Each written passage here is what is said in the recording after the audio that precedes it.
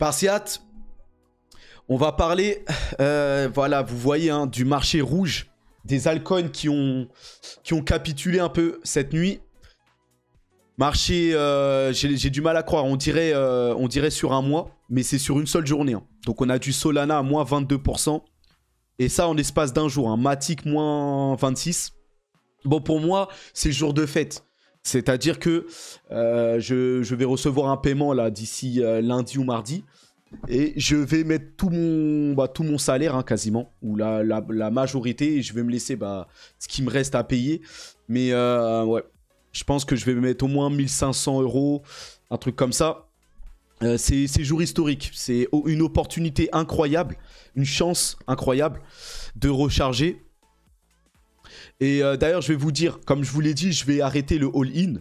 Et donc, je vais être diversifié. Peut-être sur quelques cryptos. Je ne sais pas si je vais dépasser la dizaine cette fois-là. Mais je vais revenir sur des choses bien plus stables. XRP, Bitcoin, Ethereum, même Coinbase, l'action. Donc voilà, Litecoin et tout ça. On va y aller doucement. Parce que en investissement, quand on veut aller trop vite, c'est là où on se brûle les ailes. Et ça, j'ai commencé à le comprendre. Donc, on va repartir d'une feuille blanche et voilà, aller sur des valeurs sûres, probables, comme je vous l'ai dit. Et arrêter de spéculer sur les promesses des petites cryptos. Donc ça, c'est moi, hein, ça me regarde. Après, chacun fait ce qu'il veut. Mais en tout cas, le marché est rouge. Et regardez, Bitcoin, 25 600. Donc, on est en difficulté. Mais vous allez voir que, comme d'hab, hein, sur le moyen long terme, donc là, on a des peurs à court terme. Je vous l'ai dit, hein, la Fed cherche à introduire FedNow et son système de paiement pour toujours avoir le contrôle sur la population.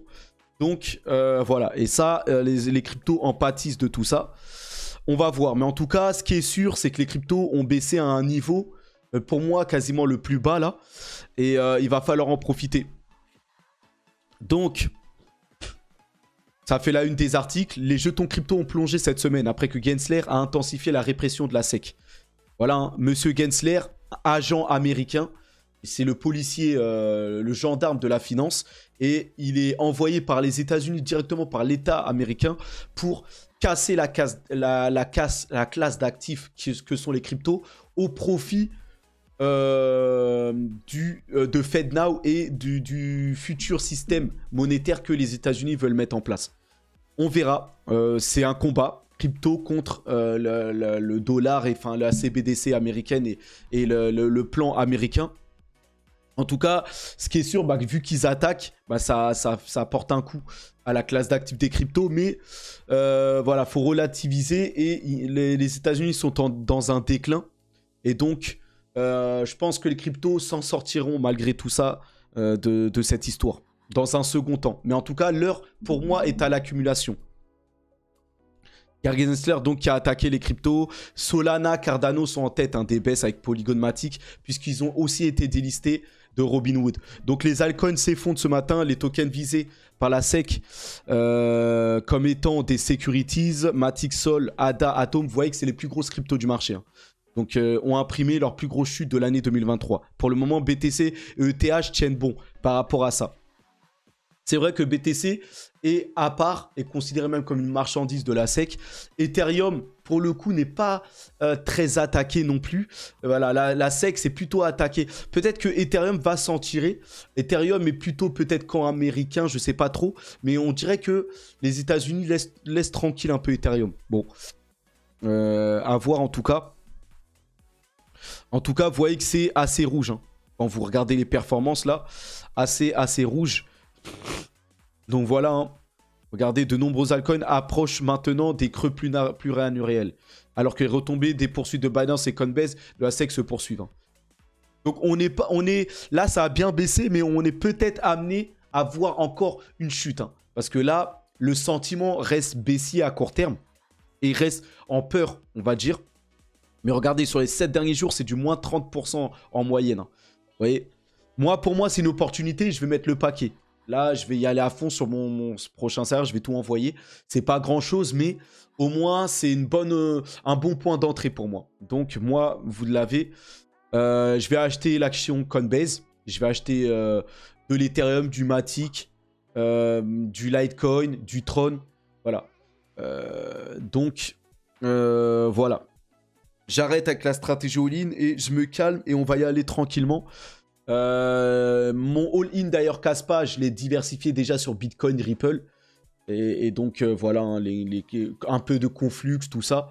Donc on se diversifie. Ça va être très lent, mais au moins plus garanti. Kaspa reste une excellente crypto. J'ai pas tout sorti de Kaspa, j'en ai, mais toutes les cryptos prometteuses, les choses comme ça, va représenter une petite partie de mon portefeuille. Et à terme, quand je serai bien positionné, d'ici le mois prochain, je vous montrerai mon portefeuille, voilà, ou les actifs que je possède. Donc voilà, par rapport à tout ça, Litecoin décline de 14% face aux craintes des investisseurs. Donc Litecoin, pourquoi je mets Litecoin? Litecoin qui s'approche de son halving et donc qui va avoir son offre réduite par 2 de tokens, tout ça. Litecoin est une des cryptos les plus solides, contrairement... C'est pas une crypto qui fait la lumière, des choses comme ça, mais Litecoin est le vrai argent numérique. Vous avez l'or et l'argent, les métaux précieux. Litecoin est l'argent de ce qu'est le Bitcoin qui est l'or, on va dire. Ils appellent souvent par exemple Kaspa le nouvel argent numérique, mais je pense que Litecoin est le vrai argent numérique. Kaspa, c'est une autre promesse qui apporte tout ce que fait Bitcoin et Ethereum en mode moderne, mais ça reste une promesse, pas sûr que ça le fasse non plus. Donc on verra, mais en tout cas Litecoin c'est du très solide et on voit qu'il progresse sur le temps en même temps que Bitcoin. Donc moi Litecoin ça va être une maintenant de mes réserves, on va dire. Et il s'approche de son halving qui est dans un mois ou moins là. Donc c'est une opportunité qui, en plus qui chute de moins 14%. C'est une vraie opportunité de recharger. Et c'est ce que je vais faire.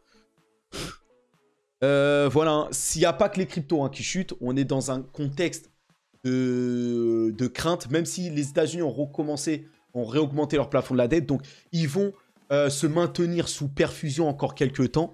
2 ans, 3 ans, ça continue, mais tout ça, vous allez voir, pour moi, ça va s'effondrer à un moment. Voilà, les autres États sont en train de faire ce qu'il faut pour se dédollariser, tout ça. Les États-Unis, l'Europe, l'Occident est en déclin. En Europe aussi, regardez, à travers le Royaume-Uni, on a là la chute immobilière s'est enclenchée. Et si vous regardez les chaînes YouTube, les articles, vous allez voir qu'on est en bulle immobilière, enfin que l'immobilier va se cracher. Tout le monde a peur par rapport à l'immobilier. Tant mieux, ça va dégonfler les prix, tout ça. Et il va falloir peut-être se replacer ensuite sur les endroits où vous pensez que ça va exploser. Donc voilà par rapport à ça. Si vous regardez bien, regardez ça, c'est les chiffres de la croissance en 2023-2024. Et donc, l'Inde qui devrait éclipser la Chine, alors que l'Asie reste un point positif pour la croissance mondiale. Vous voyez? Et regardez ce qu'on voit ici. Et ça, c'est là où je vous dis que l'Occident est en déclin. Regardez les pays qui vont faire le plus de croissance. L'Inde en premier. Donc l'Inde, c'est prévu que, pas tout de suite, c'est la Chine qui va d'abord dépasser les États-Unis. Mais ensuite, plus tard, c'est prévu que l'Inde devienne la première puissance. Peut-être à horizon 2050, par là 2040, plus tard. Mais voilà, les chiffres prévisionnels montrent que les pays d'Asie, de l'Ouest, de l'Est, du Sud, les pays émergents aussi, les Asie du Sud-Est, l'Indonésie. Regardez, l'Indonésie est 3e ici. Et aussi les pays aux alentours du Moyen-Orient, là, Turquie, Arabie Saoudite, voilà. Tout ça, là, les Émirats, tout ça, là, toute cette zone-là, et aussi avec l'Afrique, là, c'est la zone qui va devenir riche, vous voyez? Et donc ensuite, là, si vous descendez, là, on retrouve au milieu les États-Unis, l'Occident, en gros. La Corée du Sud, c'est un vassau des États-Unis. Et bientôt, je pense qu'ils vont changer d'orientation politique. Ils vont plus se tourner de là où ils viennent, de l'Asie, là. Mais voilà, le Canada, le Japon, voilà, tout ça, c'est en bas de l'autre partie. Ils font plus de croissance. Regardez la France, 0,8, c'est rien du tout. Et avec toute la dette qu'ils amassent, voilà, c'est en train de s'effondrer. Et aussi, bon bah la Russie c'est normal, ils sont en conflit, mais la Russie aurait dû être un peu plus élevée, et bien au-dessus de l'Occident, mais comme les États-Unis les ont entraînés dans une guerre, voilà. Et l'Argentine, bon, les pays d'Amérique latine sont en souffrance, mais les pays d'Amérique latine choisissent la bonne voie, la voie des BRICS, tout ça. Donc à l'avenir, ça devrait peut-être mieux se passer. Mais j'ai envie de vous dire, l'Asie et le Moyen-Orient progressent bien plus rapidement que l'Occident. Et donc, l'inversion des forces va commencer à se faire. Et en plus, la dédollarisation est enclenchée. Et donc, voilà, les États-Unis, c'est pas le futur. C'est ça que j'ai envie de vous dire. Et donc, voilà.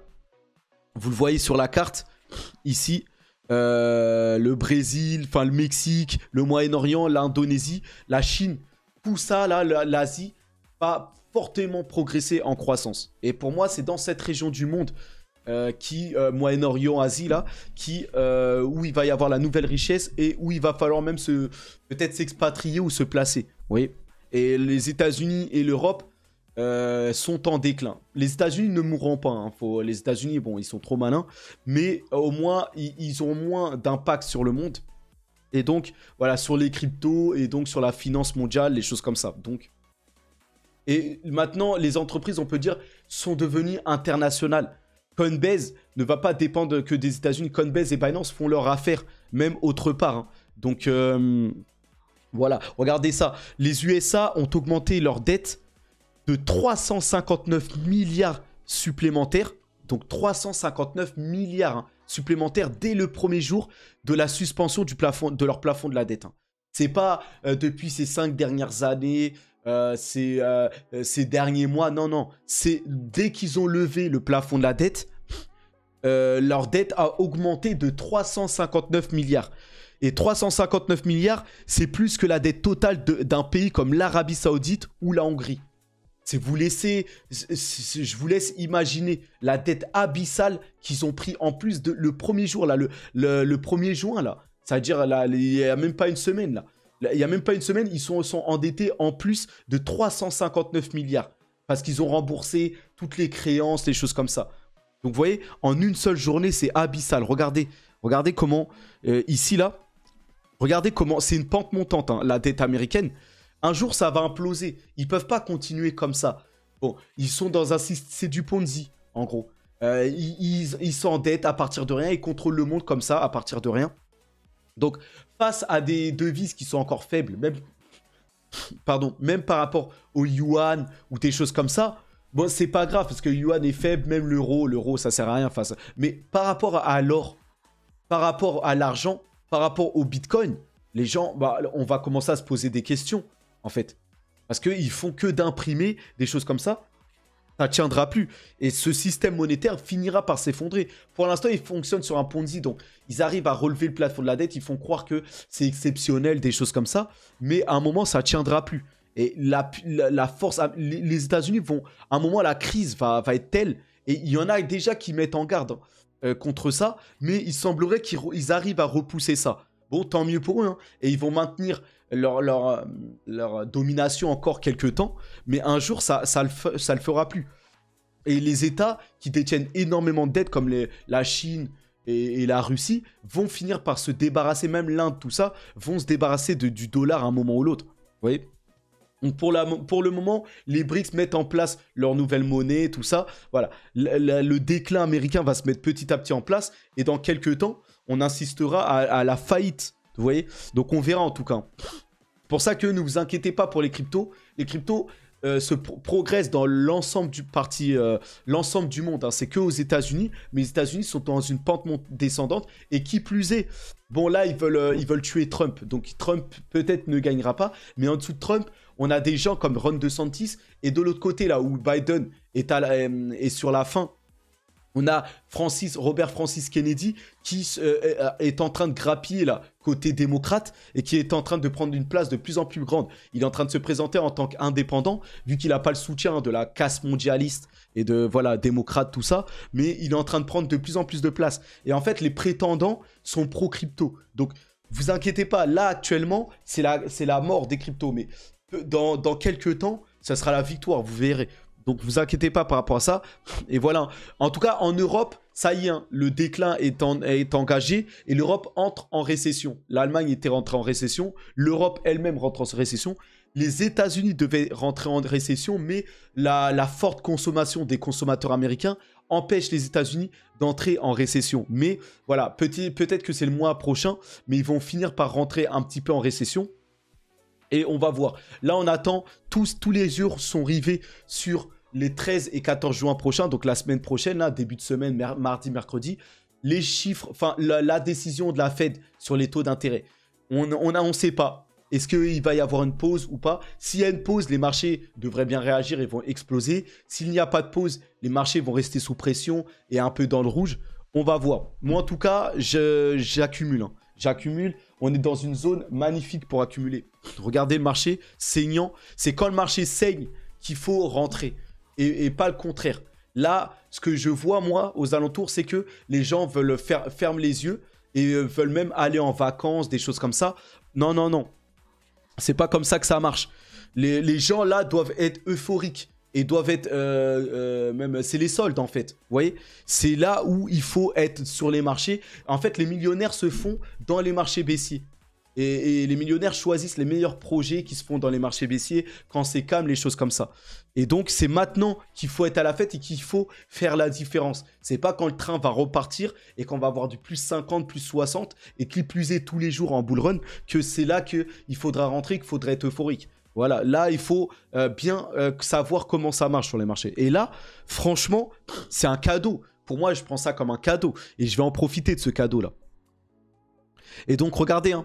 En dehors des États-Unis, regarde, Bitcoin, étudier Bitcoin, ça c'est projeté sur la Banque nationale en République tchèque. Donc vous voyez que Bitcoin est partout. Vous voyez? Et Bitcoin va répondre à cette crise qui peut s'en venir là, de la faillite américaine à venir là. Ça peut être l'alternative.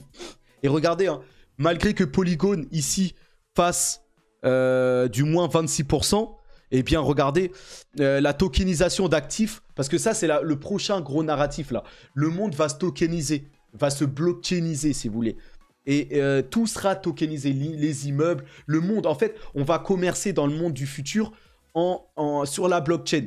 Tous les actifs réels, tout ce qu'on peut toucher, là, va être tokenisé. Et vaudra des NFT. Ça sera sous forme d'NFT qui seront monétisable. Et Polygon est un des pionniers qui va tokeniser ce monde. Et là, la tokenisation d'actifs réels sur la blockchain est un avenir prometteur.